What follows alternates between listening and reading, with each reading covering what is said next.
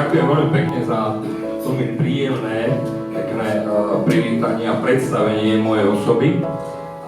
Takže ja by som samozrejme sa chcel najskôr predstaviť naše vinárstvo. Možno, že niektorí o nás ešte nepočuli, niektorí možno, že nás sledujete už viac rokov. Ja by som sa predstavil, sme rodinná firma z Nitrianskej vinohradníckej oblasti, z Tekovského vinohradníckeho rajónu.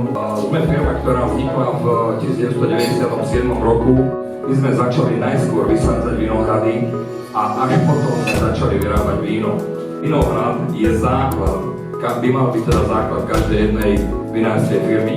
Vinár alebo vinárska firma vtedy si môže povedať, že je od A po Z, keď je vinohradníkom, vinárom, následne samozrejme potom aj tým človekom, ktorý tie vína ponúkajú, predávajú, prezentujú. Obhospodarujeme 30 hektárov vlastných vinohradov, ktorých celú produkciu spratovávame u nás vo vinárstve priamo v Čajkove.